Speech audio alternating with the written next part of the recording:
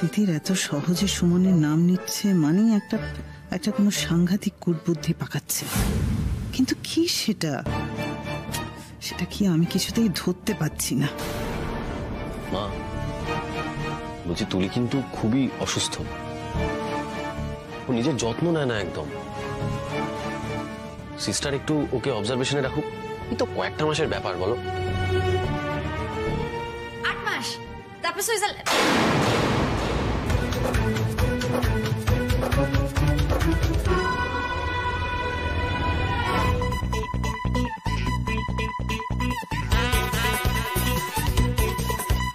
এই গাড়লটাকে নিয়ে কি করব আমি?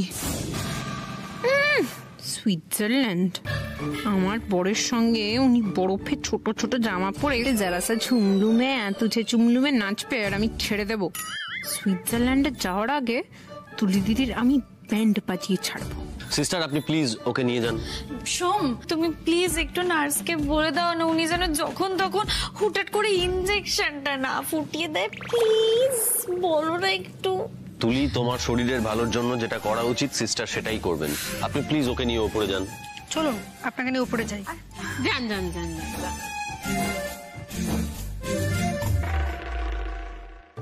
কেন উনি তো তুলি দিদির বিয়ের দিন তুলি দিদি শুধুমাত্র নারী দেখে বলে দিলেন উনি প্রেগন্যান্ট।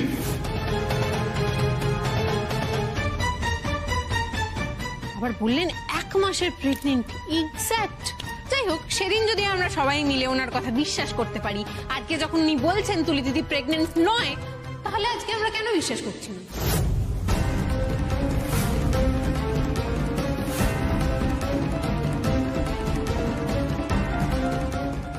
এক্স্যাক্টলি, তিতিরের কথা তো যুক্তি আছে। কি কথা একেবারে বড় বৌমা।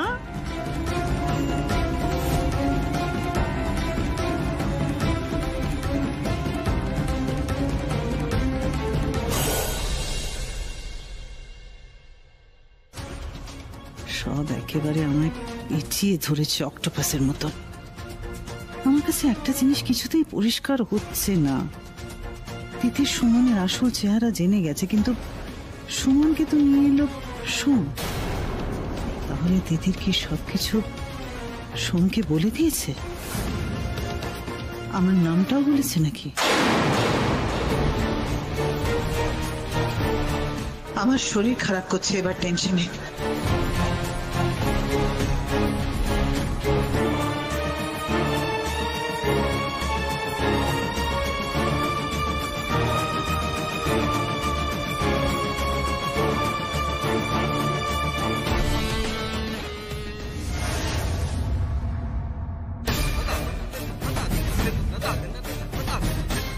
কি হচ্ছে শাশুমা? নাটকের শুরুতে যদি গ্লাস পড়ে ভেঙে যায় নাটকের মঞ্চের ওপরে, তাহলে তো পুরো ড্রামাটিক বিল্ড আপটাই মাটি হয়ে যাবে কাজ সরাতে সরাতে, তাই না? কি বলতে চাইছো কি তুমি তিতির? আমি বলতে চাইছি আপনি যে কখন দর্শক থেকে অভিনেতা হয়ে যাবেন ধরতেই পারবেন।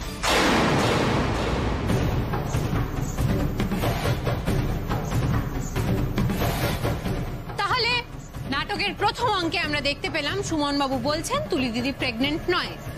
আমাদের আজকের দর্শক মণ্ডলীর সামনে এরপরে আমরা পড়ার কিচ্ছু নয়, আমি প্রেগনেন্ট প্রেগনেন্ট প্রেগনেন্ট।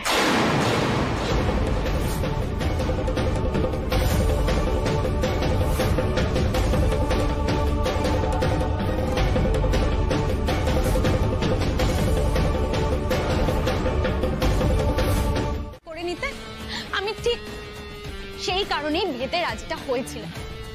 কিন্তু সোম, যে মুহূর্তে আমি জানতে পারি যে তোমার সন্তান আমার পেটে আছে, আমি তোমার সন্তানের মা হতে চলেছি, সেই মুহূর্তে আমি বিয়েটা কি করে করতাম বলতো? হ্যাঁ,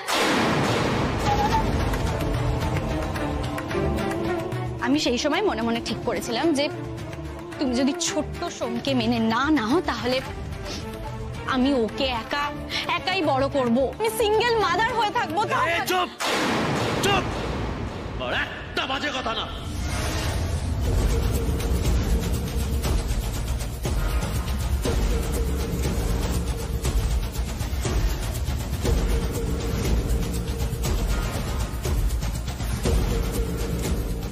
চাই ওকে কেউ সিরিয়ালের ডায়লগ লেখার কাজ দেয়। সোম, কোনটা বাজে কথা?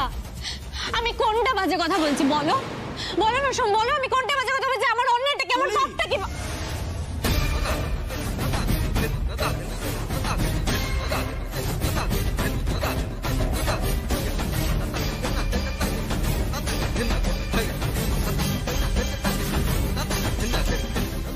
তুই যেটা করছিস সেটা অন্যায় নয়, সেটা পাপ।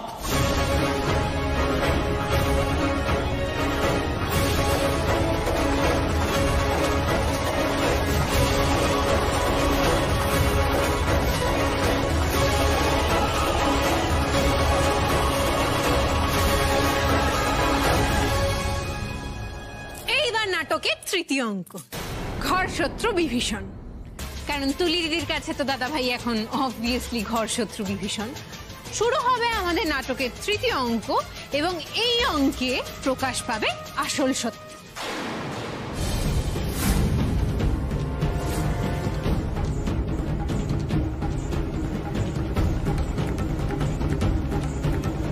বাধ্য হয়েই আমাকে ওর প্রেগন্যান্সি টেস্ট করাতে হয় ব্লাড স্যাম্পল দিয়ে।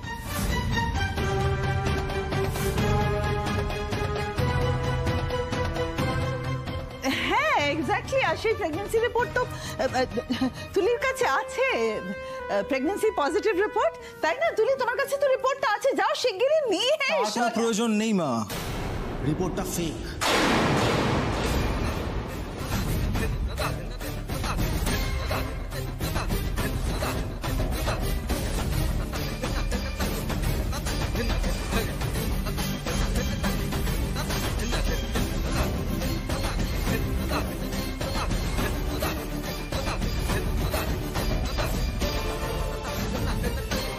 আমরা রিপোর্টটা লুকিয়ে আনতে গেছিলাম ছদ্মবেশে।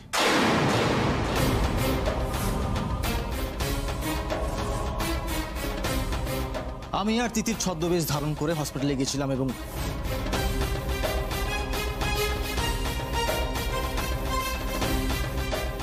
এই তুই রিপোর্টটা কোথায়? রিপোর্টটা কোথায়? ওকে, হেই তিতির, তিতির রিপোর্টটা কোথায়?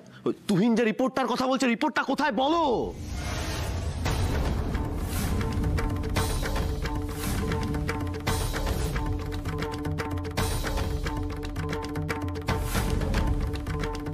সোমরাজ,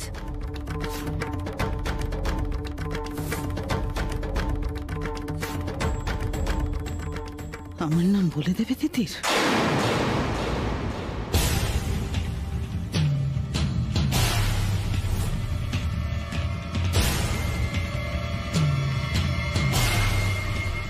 ওই রিপোর্টটার ছবি আমার ফোনে ছিল।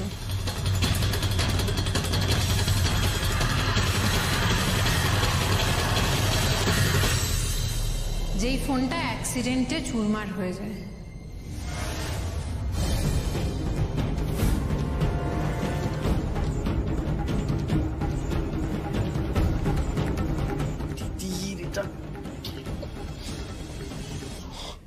রিপোর্টটা, আর তারপর আমরা পুলিশ নিয়ে আবার ল্যাব অফিসে যাই, কিন্তু ততক্ষণে তুলির প্রেগন্যান্সি রিপোর্টটা পজিটিভ ছিল। তার মানে কেউ বদলে দিয়েছিল রিপোর্টটা।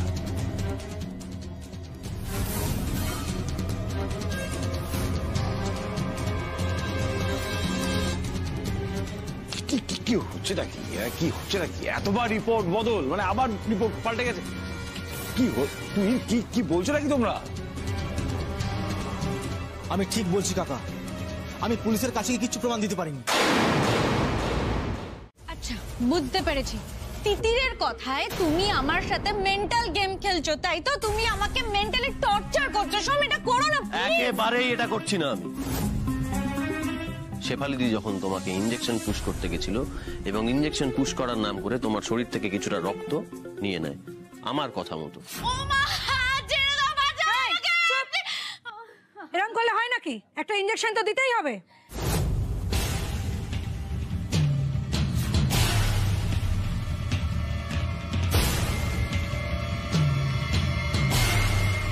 এবং সেটা নিয়েই আমি ল্যাবে পাঠাই টেস্ট করার জন্য।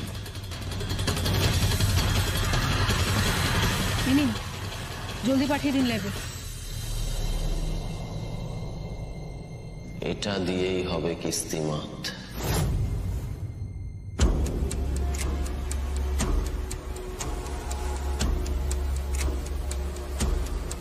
এই হচ্ছে সেই রিপোর্ট। তুলির প্রেগন্যান্সি হরমোন নেগেটিভ, তার মানে তুলি প্রেগনেন্ট নয়।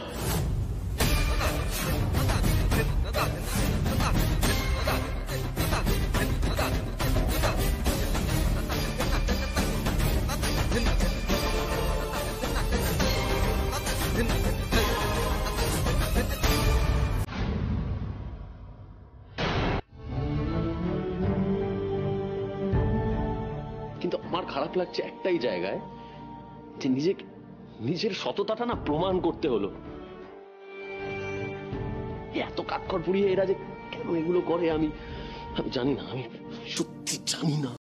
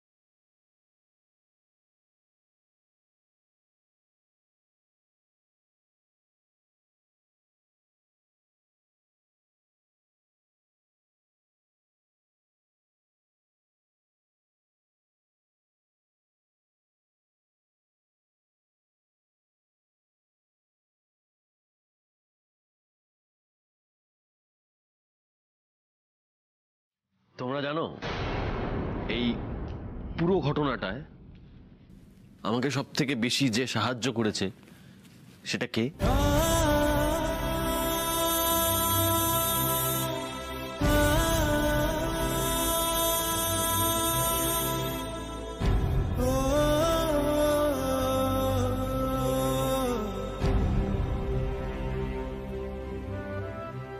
তিতির।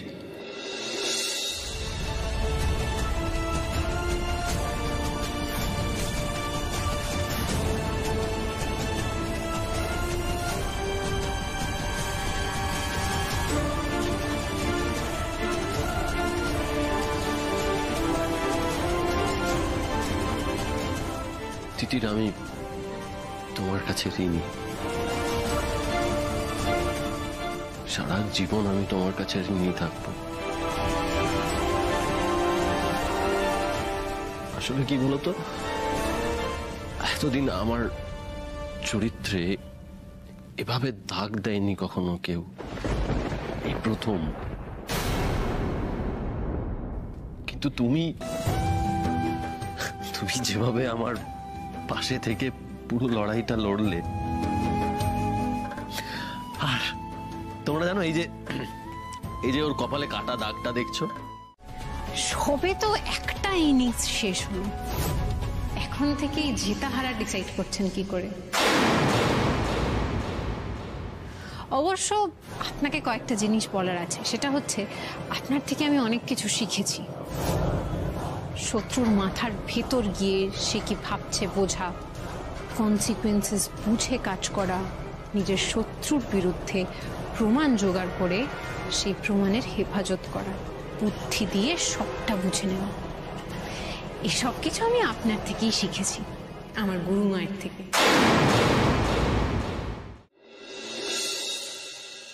তাই ছাত্রী হিসেবে এই টিচার্স ডের দিনে আমি আমার গুরুমাকে একটা উপহার দিতে চাই।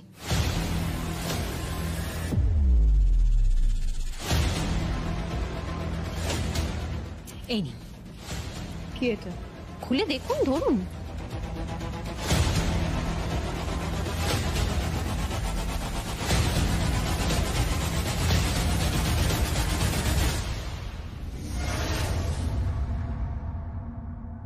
How dare you?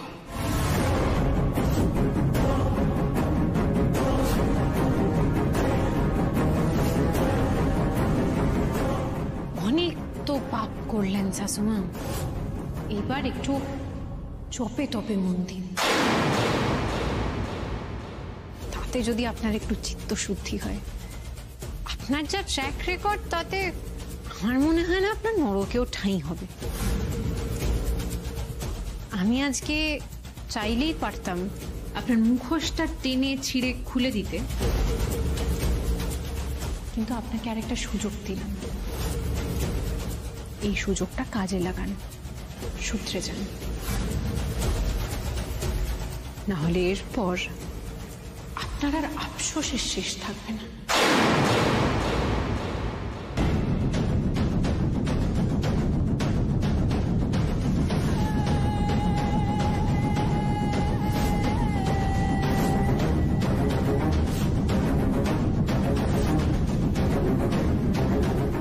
আফসোস মাই ফুট। আমার নাম মালিনী ব্যানার্জি, বুঝেছো? আমার পেছনে লাগতে গেলে না, হাত দিয়ে মোটকে ভেঙে ফেলে দেবো।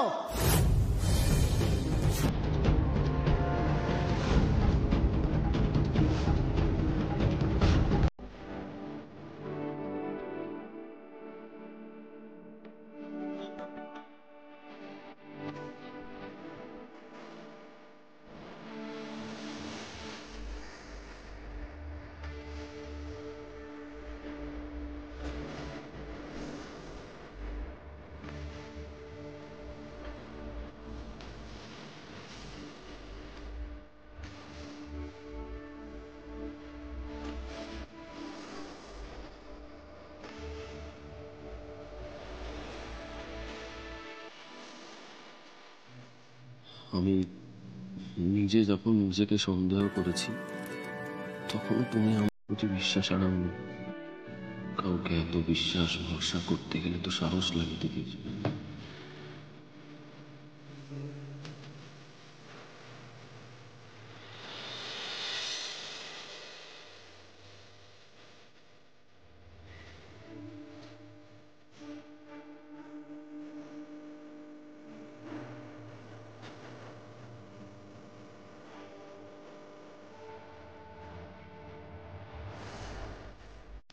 আমাকে সেই সাহসটা তো আপনিই জুগিয়েছেন সম্রাটবাবু।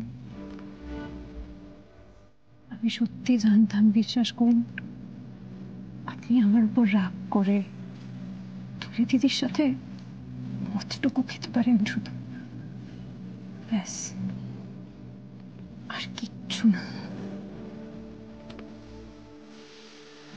তাই আপনার প্রতি আমার বিশ্বাস একটু টলেনি।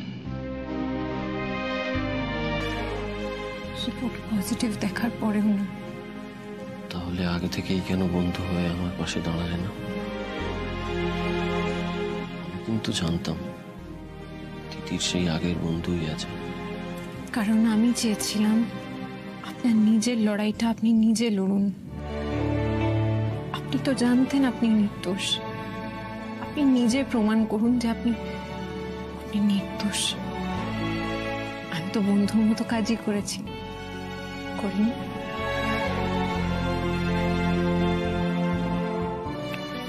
বন্ধু হিসেবে একটা কথা বলবো দিদি? বলুন। এই গোটা ঘটনায় একটা বিষয় আমার একদম ভালো লাগেনি। কি? তুমি তোমার ওই বস মিতা ব্যানার্জিকে আমাদের ফ্যামিলি সম্বন্ধে সবকিছু কেন বলেছ? মানে আমাদের ফ্যামিলি সবার নাম, কে ব্যাঙ্গালোরে গেছে, কে কলকাতায় আছে, এই সব কিছু কেন বলেছ? মানে উনি তো আমাদের ফ্যামিলির কেউ নন। উনি তো এই পরিবারের লক্ষ্মী, যাকে তার আসন থেকে ঠেলে ফেলে ওই মালিনী ব্যানার্জি জোর করে সিংহাসন দখল করে বসে আছে। আপনি যেদিন সত্যিটা জানতে পারবেন, সেদিন আপনার এই কথার জন্যই আপনার নিজেরই বড্ড কষ্ট হবে সম্রাজবাবু। শোনো, তোমার এজেন্ট তো আমাদের ব্যাঙ্গালোর আসা যাওয়া টিকিট করেছে। ওকে বলো আমাদের ফেরার টিকিটটা একটু এগিয়ে আনতে, আমি কালকে ফিরতে চাই।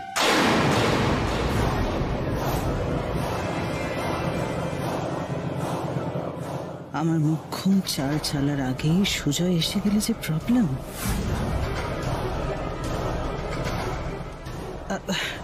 কি বলছো গো তুমি?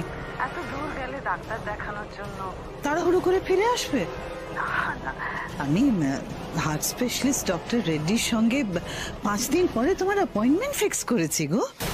কার্ডিওলজিস্ট কেন? আমার তো হার্টের কোনো ইস্যু নেই। শোনো না, এরকম করো না প্লিজ। তোমার একটা হার্টের মাইনর প্রবলেম তো হয়েছিল বলো। ডক্টর রেড্ডিকে দিয়ে এক্সামিন করে নিলে আমি নিশ্চিন্ত হয়ে যাব। একবার ডক্টর রেড্ডিকে দেখিয়ে এসো। ডক্টর রেড্ডির অ্যাপয়েন্টমেন্ট সহজে কেউ পায় না। আর 5 দিনের ব্যাপার। 5 দিনের পরে টিকিট আমি করিয়ে দিচ্ছি, কেমন? আরে এসবে কোনো দরকার ছিল না, যত সব।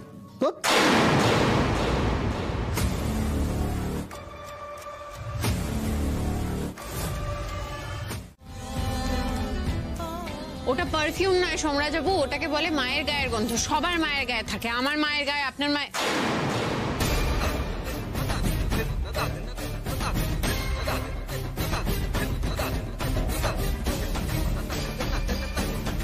আমি কি হুট করে এই কথাটা বলে ফেলে ভুল করলাম, নাকি এটা ভুল নয়? এমনি করেই হয়তো দুজনকে দুজনের দিকে এগিয়ে দিলাম আমি।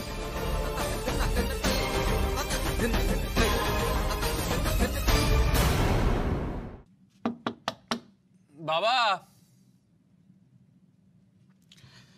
বাবা,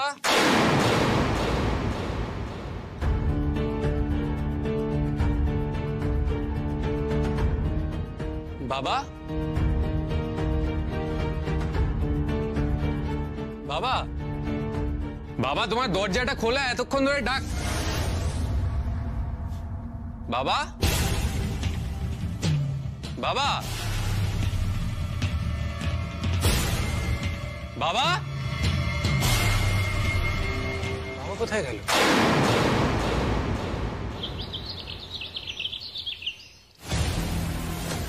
ওটা পারফিউম নয় সোমরাজ বাবু, ওটাকে বলে মায়ের গায়ের গন্ধ। সবার মায়ের গায়ে থাকে, আমার মায়ের গায়ে, আপনার মায়ের।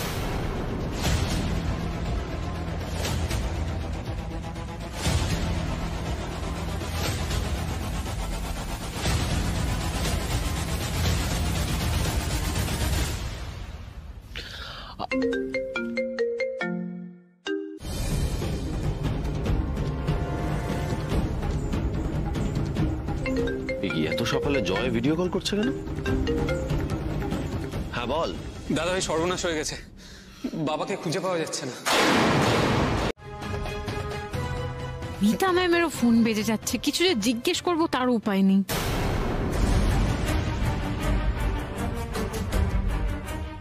ನೀವು ಕರೆ ಮಾಡಿದ ಸಂಖ್ಯೆಗೆ ಪ್ರಸ್ತುತ ಉತ್ತರಿಸಲು ಸಾಧ್ಯವಾಗುತ್ತಿಲ್ಲ, ದಯವಿಟ್ಟು ನಂತರ ಮತ್ತೆ ಪ್ರಯತ್ನಿಸಿ। কি হলো? বাবার ফোনেও কান্নাড় ভাষায় কি সব বললো, মিতা ম্যামের ফোনেও এইরকমই বললো না? ম্যাম, আপনি কোথাও যাচ্ছেন? হ্যাঁ, আমি একটু বাইরে যাচ্ছি 2 দিনের জন্য। আজকে রাতেই ফ্লাইট। ও, তার মানে ম্যাম বাবার সঙ্গে দেখা করতে ব্যাঙ্গালোর গেলেন কালকে, আর বাবার ম্যাম একসঙ্গে বেরিয়েছে। কি করবো বলুন তো, সুজয়কে পাওয়া যাচ্ছে না, আমি কি করি? কেন কান্নাকাটি করছো এরকম ভাবে? কি হয়েছে? আমি কিচ্ছু হয়নি, আমি দেখছি তো, আমরা দেখছি তো, একদম চিন্তা করো না।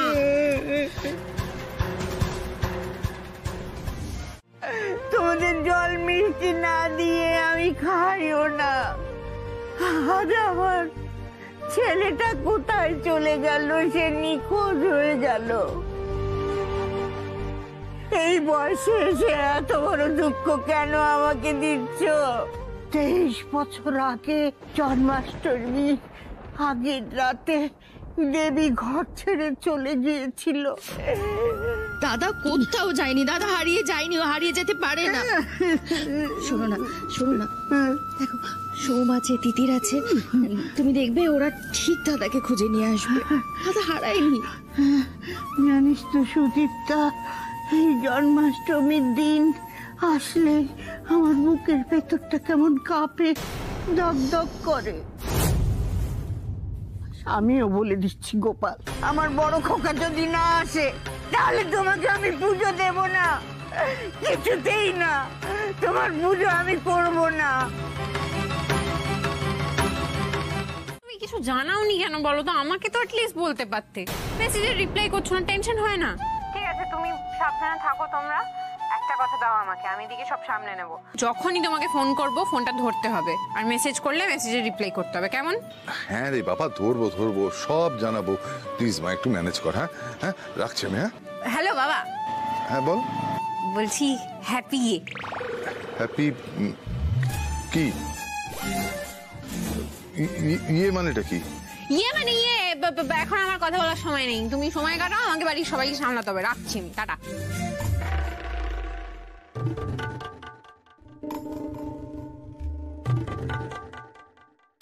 কি সব হ্যাপি ইয়ে টিয়ে বললো তিতির?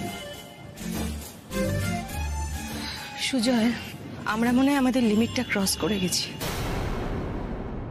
এই শেষ, আমি কালই কলকাতা ফিরে যাব। ডাকাতি? সাহস সাহস মাই ফুট। আর ডাকাতি তো তুমি করছো। রেগুলার আমার বাড়িতে আসছো, আমার মায়ের মাথায় হাত বোলাচ্ছ, আর আমার মায়ের গুড বুকে নাম তুলে কি ভাবছো বলো তো? ব্যবসাটা হাতিয়ে নেবে? হ্যাঁ, চোর তো তুমি। ভিখিরি বাপের, চোর মেয়ে।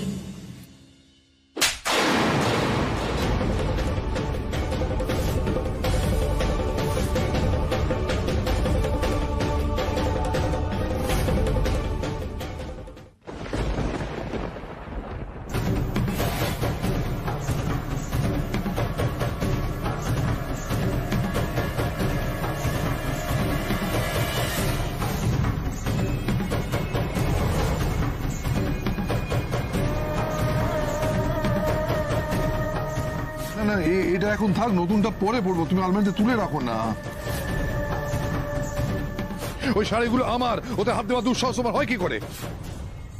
শুধু দেবী দেবী দেবী দেবী দেবী। তার মানে দেবীকে সাংঘাতিক মিস করছে সুজয়, সাংঘাতিক মিস করছে। কি করে আটকাবো আমি সুজয়কে? কি করে আটকাবো? এই বয়সে দেবীকে নিয়ে এত আধিক্যতা কি করে আটকাবো আমি? না, আমায় কিছু একটা করতে হবে। যে করে হোক সুজয়কে আটকাতে হবে। আমাকে কিছু একটা করতে হবে যাতে দেবী আবার সুজয় জীবনে কিছুতেই ফিরে না আসে, কিছুতেই না।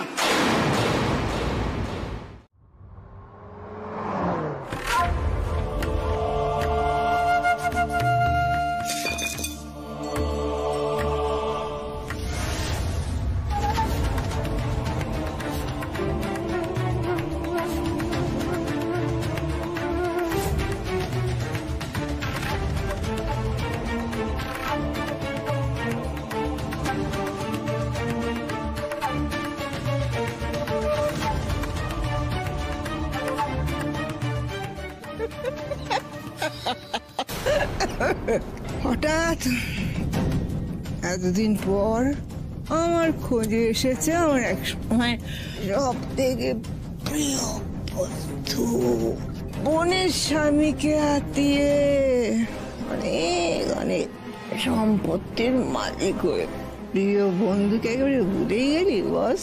Just shut up. যেটা আমার প্রাপ্য ছিল সেটা আমি হাতিয়ে নিয়েছি। তোর যদি যোগ্যতা থাকতো না তাহলে এরকম ফ্লপ হিরোইন হয়ে ঘরের মধ্যে হতাশ হয়ে বসে থাকতিস না। জ্ঞান দিতে এসেছিস? না, টাকা দিতে এসেছি, টাকা। তার বিনিময়ে তোকে আমার জন্য একটা ছোট্ট কাজ করে দিতে হবে।